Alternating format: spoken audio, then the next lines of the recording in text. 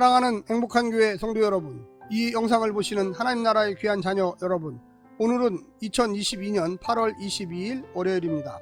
오늘 본문에서는 하나님의 백성은 자신과 자신의 집은 물론 자신이 소유한 기업도 하나님께 거룩하게 구별하여 드릴 수 있었습니다. 자신의 소유뿐만 아니라 다른 사람의 소유인데 자신이 넘겨받은 기업도 해당됩니다. 물론 자신의 소유는 희년과 상관없이 영원히 성소에 귀속되지만 자신이 임시로 넘겨받은 것은 희년법에 따라 처리되었습니다. 그 외에도 초태성을 하나님께 바치는 규정과 헤렘법에 따르는 규정도 있었습니다. 오늘 본문을 나누어 보겠습니다. 27장 16절부터 24절 밭의 봉헌, 자신의 밭, 타인의 밭 기준, 26절부터 33절 서원 결정들, 초태생 헤렘 11조, 34절 결론. 오늘 본문 레위기 27장 16절부터 34절의 말씀을 듣고 다시 보겠습니다.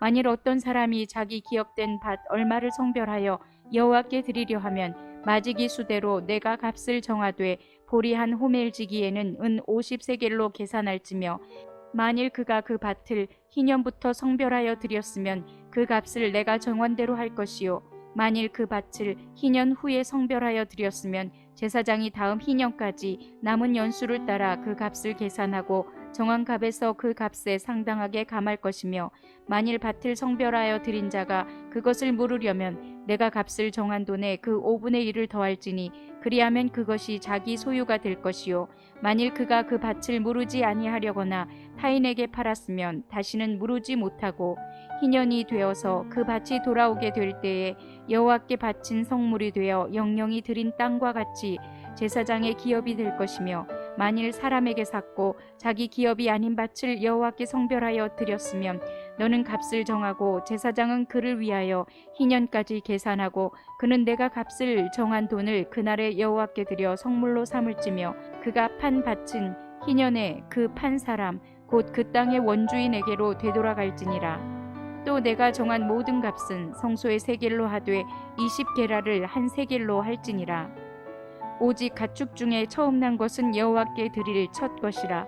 소나 양은 여호와의 것이니 누구든지 그것으로는 성별하여 드리지 못할 것이며 만일 부정한 짐승이면 내가 정한 값에 그 5분의 1을 더하여 물을 것이요 만일 무르지 아니하려면 내가 정한 값대로 팔지니라.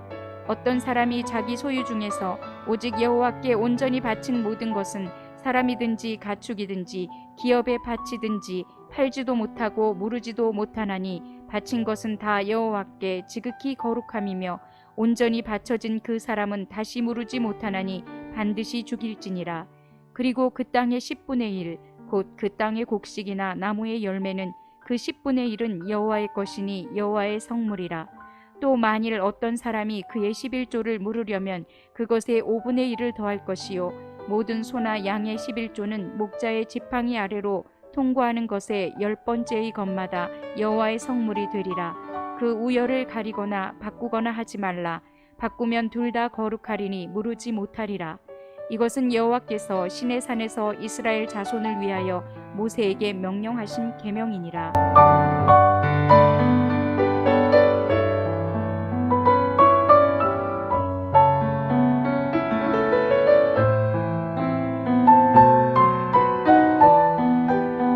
토지 매매는 이스라엘 백성에게 엄격하게 금지된 일이었습니다. 혹 팔더라도 희년이 되면 다시 원주인에게 돌려주어야만 합니다. 하지만 그 토지를 하나님께 바치는 경우는 영원히 성소에 귀속되어 희년이 되어도 돌아오지 못합니다. 한편 고대 사회에서도 11조는 그들의 신전에 바치는 것이었습니다. 특별히 가축의 11조를 구별하여 드리는 법에 대해서도 소개하고 있습니다. 오늘 본문을 세 부분으로 나누어 자세히 설명드리겠습니다. 첫 번째, 땅을 드리기로 서원하다. 기업으로 받을 땅을 드리기로 서원할 경우 희년까지 남은 기간에 따라 땅값을 정하여 최고 50세겔까지 매겼습니다.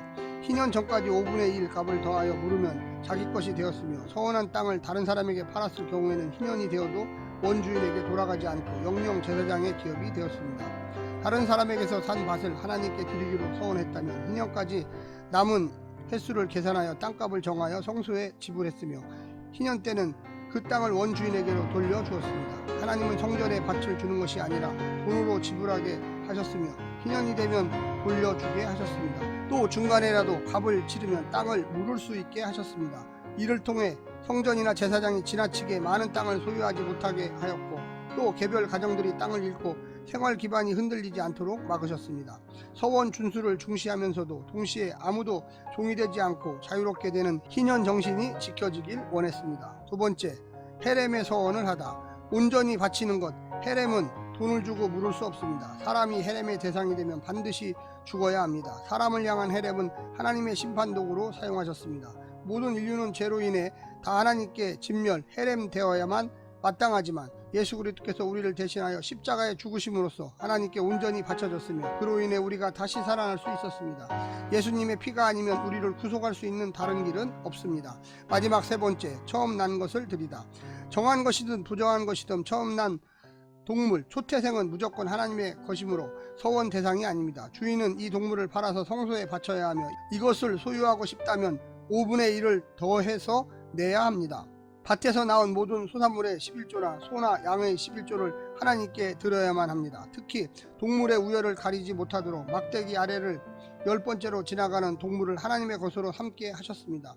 이 11조는 레위인의 소유가 되었으며 레위인은 다시 제사장의 11조를 바쳤습니다. 우리 전부가 하나님의 것이라는 마음이 서원의 출발점입니다. 이제 오늘 레위기서를 모두 마쳤습니다. 내일부터 8월 31일까지는 데살로니가 전서와 데살로니가 후서를 하겠습니다. 오늘 하루도 하나님의 말씀 부여잡고 승리하시기를 간절히 부탁드립니다. 샬롬.